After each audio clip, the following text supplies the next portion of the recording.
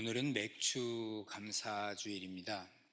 하나님 앞에 감사하면서 하나님이 주시는 은혜와 축복이 이 시간에도 우리 모두에게 임하시기를 바랍니다. 감사를 잃어버린 사회, 어쩌면 이것이 우리들이 사는 사회가 아닌가 하는 생각을 가져보게 돼요. 그래서 하나님께서는 1년에 최소한 3번 정도는 감사절을 지키라. 지키는 것도 하루 지키는 것이 아니라 일주일 내내 감사하면서 감사절을 지키라고 하나님께서는 말씀을 하고 계시죠. 그래서 출애굽기 23장 14절에 보면 이렇게 기록합니다. 너는 매년 3번 내게 절기를 지킬지니라. 너는 무교병의 절기를 지켜라. 무교병의 절기가 뭐예요? 유월절이죠. 유월절이 뭐예요? 출애굽하면서 하나님께서 건져주신 것을 감사하는 절기가 유월절이죠. 그래서 무교병의 절기를 지키라. 내가 네게 명령한 대로 아비벌에 정한 날에 정한 때에 2회 동안 무교병을 먹을지니 이는 그 달에 네가 애굽에서 나왔음이라 빈손으로 내 앞에 나오지 말지니라. 하나님 앞에 감사를 표현하기 위해서 감사하며 유월절을 지키라. 이건 하나님께서 이스라엘 백성들에게 명령하신 것입니다. 그럼 두 번째 감사절은 뭐냐? 그 다음 절이에요. 맥주절을 지키라. 이는 내가 수고하여 밭에 뿌린 것에 첫 열매를 거둠이라.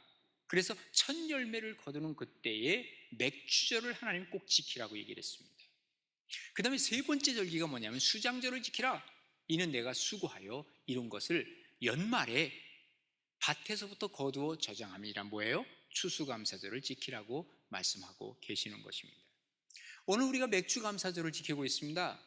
과연 맥주감사절에 하나님 앞에 어떻게 감사할 것인지, 하나님이 어떤 감사를 받으시는지 하는 것을 오늘 시편 105편을 통해서 우리가 배우려고 합니다. 첫째로는 우리가 감사는 표현하는 거예요. 그래서 표현하면서 하나님 앞에 감사하라는 것입니다. 오늘 본문 1절과 2절에 보시면 여호와께 감사하고 그의 이름을 불러 아뢰며, 그의 이름을 불러서 아뢰라는 거예요. 표현하라는 거예요. 그리고 그가 하는 일은 만민 중에 알게 할지어다. 지금 한두 사람이 아니라 모든 사람 앞에 그 이름을 알게 하라는 거예요. 그리고 그에게 노래하며 그를 찬양하며 그의 모든 기이한 일들을 말할지어다 라고 얘기하고 있습니다. 감사는 표현할 때만 감사가 되는 거예요. 성경에 감사하라 하는 이 말이 한 180번 정도가 나오는데 전부 다 명령형으로 쓰고 있습니다. 감사하라 하는 거예요. 데살로니가전서 5장 16절 우리가 잘 아는 구절이죠. 한번 같이 읽어요. 시작. 항상 기뻐하라. 쉬지 말고 기도하라. 범사에 감사하라. 이것이 그리스도 예수 안에서 너희를 향하신 하나님의 뜻이니라. 우리가 감사를 표현하는데 말로 감사를 표현하죠. 헌신하면서 표현하죠. 봉사하면서 표현하죠. 예물을 드리면서 표현하죠. 이런 표현을 통해서 하나님 앞에 감사하라고 하나님은 말씀하고 계시는 것입니다. 그래서 종 있잖아요. 종이 때려서 종소리가 나와야 종이지, 때렸는데도 종소리가 안 나오면 종이 아니잖아요. 우리가 하나님 앞에 감사를 표현할 때 비로소 그것은 진정한 감사가 된다는 거예요. 그래서 맥주 감사절은 초실절이라 그런다 그랬죠. 초실절이 뭐예요? 처음 초자에다가 열매 실자, 처음에 익은 열매를 하나님 앞에 드리는 그러한 절기입니다. 그것이 바로 맥주 감사절이고, 이 첫 번째 것이 굉장히 하나님께서는 중요하게 보시는 것들입니다. 그래서 출애굽기 13장 2절에 보면 이스라엘 자손 중에서 사람이나 짐승을 막론하고 태에서 처음 난 모든 것은 다 그렇게 구별하래요. 그러니까 짐승이든지 사람이든지 첫 번째 것은 다 중요하다. 그리고 그것을 내게 돌리라. 이것은 내 것이니라. 하나님이 주장하시는 거예요. 첫 번째 것은 다 내 것이다. 초실절, 처음에 익은 열매, 이러한 맥주절, 이것을 꼭 지키라는 것을 얘기하고 있죠. 우리가 왜 새벽 기도를 귀중하게 여긴지 아세요? 새벽 기도를 잘하는 교회가 부흥하는 건 두말할 것도 없고요, 새벽 기도 잘하는 사람이 신앙이 성장하는 건 두말할 것도 없어요. 왜 그럴까요? 모든 시간 중에서 첫 번째 시간, 다른 어떤 일을 하기 전에 가장 먼저의 시간, 이 시간을 하나님께 드리겠다라고 하는 것은 나의 모든 시간을 하나님 앞에 드리겠다고 하는 그 마음과도 같은 것이죠. 어떤 분은 첫 월급을 하나님께 다 드립니다. 이게 첫 번째 것이니까 하나님의 것입니다. 우리 예수님이 언제 부활하셨죠? 안식 후 첫날에 부활하셨습니다. 그래서 우리가 주일날 예배를 드리는 것입니다. 미국의 청교도들이 미국으로 가서 그들이 처음으로 이 농사를 짓고 나서 그것을 수확하고 자기들이 먹을 것도 급하고 먹을 것도 지금 먹어야 되겠는데, 그것보다도 먼저 하나님 앞에 제사를 드리고 하나님 앞에 예배를 드렸죠. 그게 바로 추수감사절이에요. 근데 우리가 추수감사절을 지낸다고 하는데, 사실은 그들은 맥주감사절의 정신을 가지고 추수감사절을 지낸 거예요. 근데 우리가 주로 미국에서 이 교회가 우리 기독교가 많이 전달됐기 때문에 우리가 그쪽을 벤치마킹 하겠잖아요. 그러다 보니까 어떤 일이 벌어지냐면, 우리가 주로 추수감사절을 크게 지내고 맥주감사절을 우리가 잊고 살 때가 많이 있었다고 말해요. 원래는 그게 맥주감사절의 의미를 담고 있는 것입니다. 그런데 놀라운 것은 우리가 이렇게 감사하다 보니까 하나님께서는 그날 큰 축복을 주셨어요. 자, 맥주감사절을 다른 얘기로 하면 77절이라 그래요. 예? 이게 6월절 다음에 7번 지난 주일, 그래서 그 다음 날이 오순절이거든요. 그래서 오순절이라고도 그래요. 그런데 여기 부활하시고 나서 50일이 지났어요. 이게 바로 맥주감사절이거든요. 그때 하나님께서는 이 모든 그 성령의 강림을 그때 주신 거 아니에요? 그러니까 맥주절을 지키는 사람들이 오순절에 성령을 받은 거예요. 이게 얼마나 큰 은혜요 축복이냐 하는 것을 우리가 다시 한번 확인할 수 있죠. 그래서 우리가 하나님 앞에 감사한다는 것은, 감사절을 영어로 뭐라 그래요? Thanksgiving Day라 그러잖아요. 이 Thanksgiving이라고 하는 건 감사한 것을 기부하는 거예요. 누구에게? 하나님 앞에. 그러니까 이게 표현하는 것 아닙니까? 감사를 나누는 거예요. 놀랍게도 내가 감사를 표현하다 보면 그것이 메아리가 되어서 나에게 다시 돌아와요. 그럼 그것이 또 감사가 또 다른 감사를 낳는다고 하는 이유가 바로 그런 데 있다라고 하는 얘기죠. 표현이 중요한 거예요. 좋으면 좋다, 싫으면 싫다, 좀 얘기하고 살아가는 사람이 건강한 사람이지, 좋은데도 좋단 말 안 하고요, 싫은데도 싫단 말 안 하는 사람은 사실은 건강하지 못한 겁니다. 따지고 보면요. 여러분, 옛날에 그 노래 한번 제가 알려준 적 있죠. 갑돌이와 갑순이는 한 마을에 살았는데요, 둘이서 서로 사랑을 했는데요, 어때요? 그죠? 안 그런 척 했더래요. 그러니까 어떻게 해요? 갑순이는 또 시집을 갔어요. 또 여기 갑돌이도 장가를 갔어요. 저 장가 간 날 첫날 밤에 뭐 했어요? 달 보고 울었대. 그게 무슨 얘기입니까? 그래서 사랑하면 사랑한다 얘기를 했으면 서로 얼마나 알콩달콩 잘 살겠어요. 표현하는 게 중요해요. 무엇보다도 사랑을 표현한다는 게 너무너무 중요한 거죠. 감사라고 하는 생각을 한번 해보세요. 이 감사한다라고 할 때 이 감은요 뭐예요? 이 감은 느낄 감자예요. 감 잡는다 그러잖아요. 이 느낄 감자에다가 뭐예요? 사는 살해할 살자예요. 그러니까 내가 감사를 느끼는 그 순간에 살해하는 거예요. 표현하는 거예요. 이게 바로 감사라고 하는 것이죠. 제가 여러 나라를 좀 다녀보면요, 선진국과 후진국에 확연한 차이가 있는 거 아세요? 선진국은요, 뭐 조그만 거 뭐 해줘도 땡큐, 감사합니다, 어디라 그래요. 후진국에서는요, 제가 이만큼 뭐 선물을 가지고 갖다 줘도 뭐 당연히 당신은 나에게 줘야 할 사람이고 나는 당연히 받을 사람이야. 감사가 별로 없어요.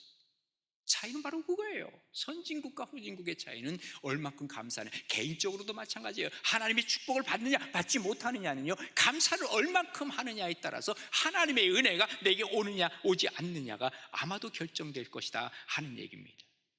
어떤 사람이 이렇게 얘기하면요, 아유 나는 그저 표현하고 싶은데요, 표현 잘 못해요, 좀 습기가 없어서요, 좀 낯을 좀 가려서요, 그런 얘기하는 사람이 있어요. 그래서 이런 노래 아시죠? 나 표현 못해도 나 표현하리라, 나 고백 못해도 나 고백하리라. 그 사랑 얼마나 아름다운지, 그 사랑 얼마나 나를 부욕해 하는지 나 표현할 거야, 못하더라도 해볼 거야. 이게 바로 우리가 감사를 표현하는 사람의 모습이라는 것이죠. 우리가 감사는 하나님 앞에서 표현할 때 이게 진정한 감사가 되는 거예요. 사람들 앞에서도 감사합니다 얘기할 줄 알아야 이게 진정한 감사가 되기 시작한다 그 말이에요. 정말 감사 잘해서 하나님 앞에 더 큰 은혜와 축복을 누리는 우리 복된 우리 가나안의 모든 식구들 되시기를 간절히 바랍니다.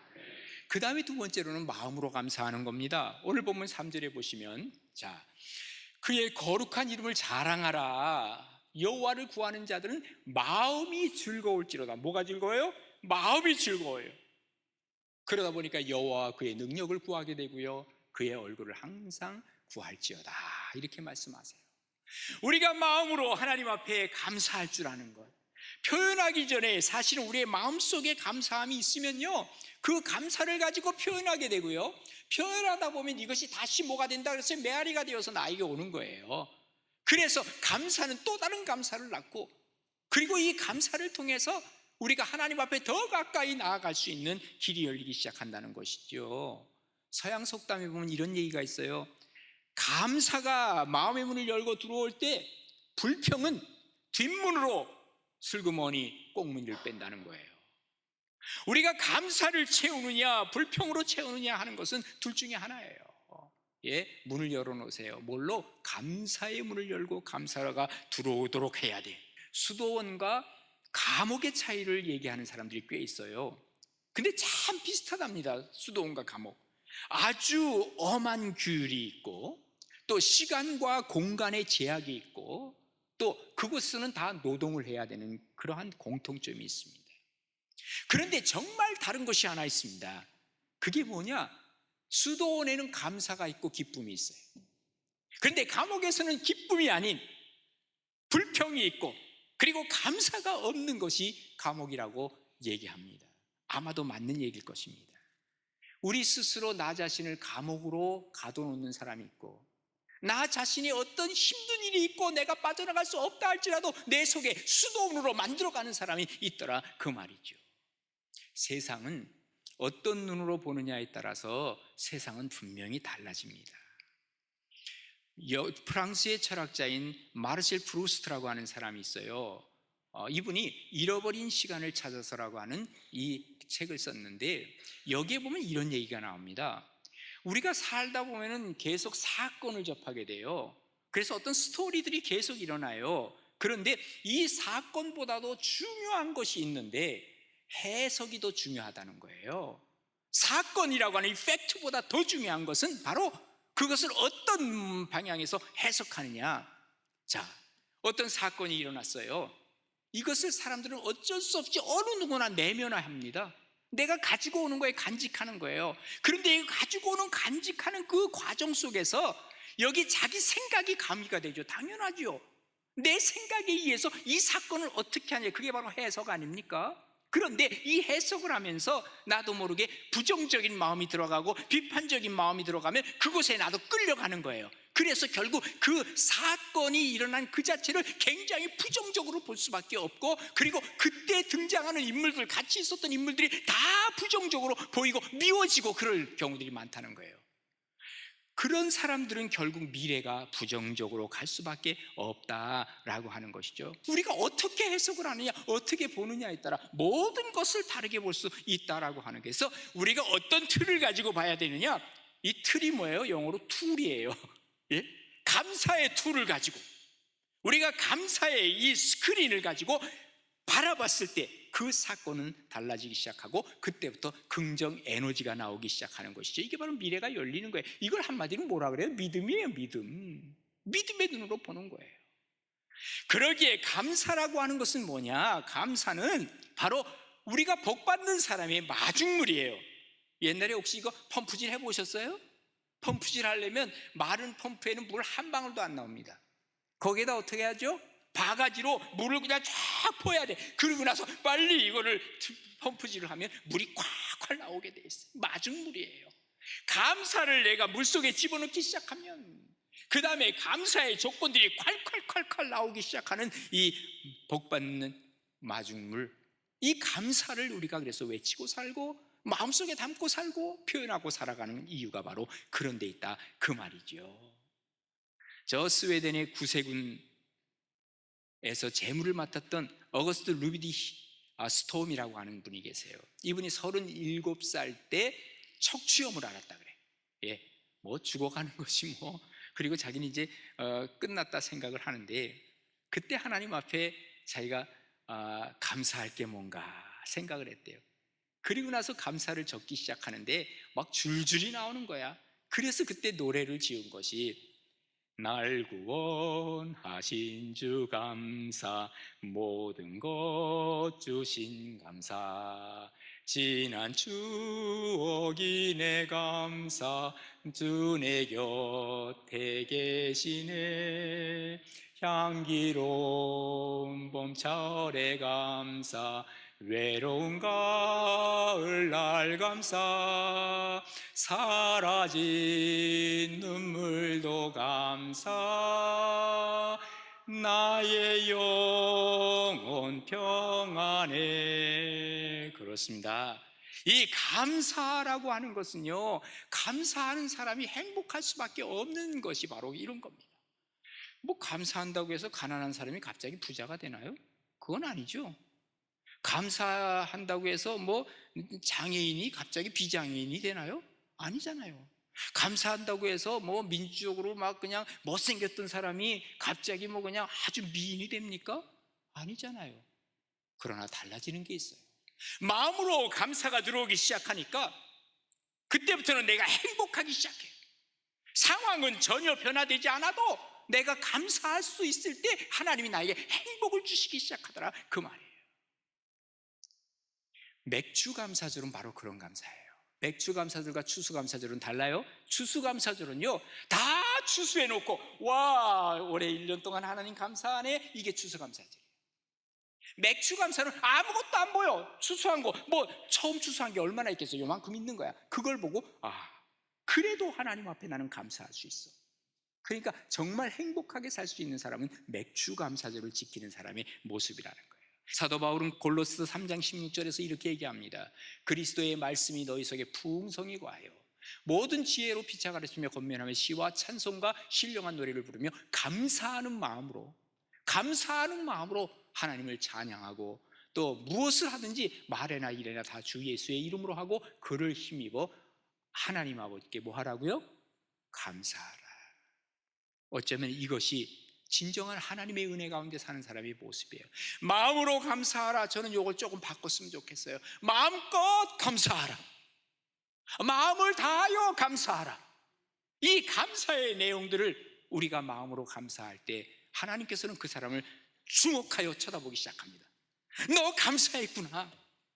그게 바로 하나님 어텐션, 나 보세요, 감사합니다. 그때 하나님은 눈을 크게 뜨고, 와, 너 지금 나한테 지금 감사했지? 그때부터 하나님은 우리에게 관심을 가지고 보시기 시작한다, 그 말이에요. 이게 바로 하나님의 축복이요, 하나님께 주시는 행복이 아니고 뭐겠어요. 마음으로 감사하고 하나님 앞에 더 가까이 나가는 여러분 되시기를 간절히 바랍니다. 그리고 마지막으로 기억하며 감사하는 거예요. 자, 5절을 보십시다. 그의 종 아브라함의 후손 곧 택하신 야곱의 자손 너희는 그가 행하신 기적과 그의 이적과 그의 입의 판단을 기억할지어다. 뭐예요? 기억하래요. 여러분, 이스라엘 사람 툭하면 뭔지 아세요? 출애굽 얘기합니다. 하나님께서 우리를 출애굽 때 인도하셨습니다. 뭘 그렇게 우려먹어? 아니요, 우려먹는 게 아니라 이것은 감사함으로 나가는 거예요. 여러분, 출애굽이 얼마나 어려웠어요. 아무것도 가진 것 없이 광야에서 생활을 할 때예요. 그런데 하나님 앞에 감사했다는 것은 뭘 의미하고 있어요? 자기들이 하나님 앞에 감사했다는 것은 지금도 겸손히 하나님 앞에 머리를 숙이겠다고 하는 얘기 아니겠어요? 바로 이겁니다. 우리의 과거를 한번 보자고요. 전쟁이 있었습니다. 기근 속에서, 여러분, 이 봄에 무슨 고개? 보릿고개 있던 나라입니다, 우리나라. 작년에 있었던 수수한 거 다 먹고 이제는 먹을 것이 없어가지고 이 보리 농사할 때만을 기다리다가 2달 정도, 5월, 6월 달에는 너무 힘들어서 사람들이 많이 죽어져 갔다 그러잖아요. 아마 여기 연세 많으신 분들은 보릿고개 경험한 분들이 많아요. 춘궁기라 그러죠. 봄에 아주 궁핍할 때, 이게 또 한자어로는요 맹령기라 그러죠. 보릿고개의 말 그대로입니다. 우리가 그렇게 살던 나라입니다. 그런데 지금은요 얼마나 번영합니까? 얼마나 풍족합니까? 얼마나 많은 것을 갖고 있습니까? 그럼에도 불구하고 우리가 얼마나 감사하고 있나요? OECD 국가 중에서 제일 불평이 많은 나라가 우리나라래. 제일 불만이 많고 원망이 많은 나라가 우리나라래. 이대로 가다가는 위험합니다. 기억하며 감사할 수 있어야 한다는 거예요. 이스라엘 백성들이요, 하나님께서 인도하시니까 거기다가 돌을 세우느라 에베네셀의 돌, 하나님이 여기까지 도우셨습니다 하는 것을 세우라 그랬어요. 이스라엘은 지금도 현대사의 고통 중에 가장 큰 고통을 뭘로 보죠? 홀로코스트. 나치주의자들에 의해서 이스라엘 유대인들이 600만 명이 독가스에 죽거나 이래저래 죽임을 당했어요. 그래서 지금도 이스라엘에 가면요, 야드바셈이라고 하는 홀로코스트 기념관이 있습니다. 우리나라 처음에 6.25 전쟁 기념관 한다 그러니까 전쟁을 무슨 기념을 하냐고 해가지고 난리쳤죠. 거기는 기념하는 거예요. 홀로코스트 기념관, 우리 고난당을 기념하자 그 말이에요. 그게 뭐예요? 하나님을 기억하자고 하는 얘기거든요. 그래서 거기 들어가면 제일 앞에 쓰여 있는 게 있어요. 용서하자, 그러나 잊지는 말자라고 얘기를 했어요. Forgive, but not forget. 우리가 기억을 해야 된다. 뭐를 기억해? 하나님의 손길을 기억해야 돼. 그리고 우리의 역사를 기억해야 돼. 교만해서는 안 돼. 이게 바로 기억하며 감사하는 사람의 모습이죠. 은혜를 잊어버리면 경거망동할 수가 있습니다. 역사는요, 토인비 얘기를 안 하더라도 역사는 자꾸 이 반복하려고 하는 습성이 있어요. 왜냐하면 그 사람들이거든, 그 후예들이거든. 그러니까 계속 반복하려고 하는 습성이 있는데 이걸 바꿔가야 되거든요. 우리나라 조선시대가 왜 망했어요? 구한말에 왜 우리나라가 망했어요? 이유는 분명하잖아요. 사색당파입니다. 4분 오열된 거죠. 임진왜란 때 말이죠. 이순신 장군 도와줘 해야 할 사람들이 말이죠, 서로 그냥 뭐예요? 여기 남인 서인 노론소론 해가면서 싸워가면서 정말 이게 우리 망조였거든요. 요즘은 안 그랬으면 좋겠어요. 안 그러겠지요. 그런데 안 그러겠지 하는데 신문 보면 안 그러거든. 또 이게 걱정이 되는 거예요. 역사가 반복되려고 하는 이 습관으로 가서는 안 된다 그 말이에요. 그래서 신명기 5장 15절에 뭐라고 얘기합니까? 너는 기억하라. 내가 애굽 땅에서 종이 되었더니 내 하나님 여호와가 강한 손과 편팔로 거기서 인도하여 냈다. 하나님의 손길을 기억하라 라는 거예요. 그리고 신명기 6장 12절에도 너는 조심하여 너를 애굽 땅 종 되었던 집에서 인도하여 내신 여호와를 잊지 말라. 하나님을 잊지 말라는 거예요. 기억하라. Remember가 무슨 말이라 그랬어요? 다시 멤버십을 가지라는 거예요. 내가 하나님의 백성인데, 하나님의 아들이고 하나님의 딸인데 잊어버리고 살아가는 거예요. 그러니까 하나님이 Remember, 다시 너 뭐야? 너 내 딸이야. 너 내 아들이야.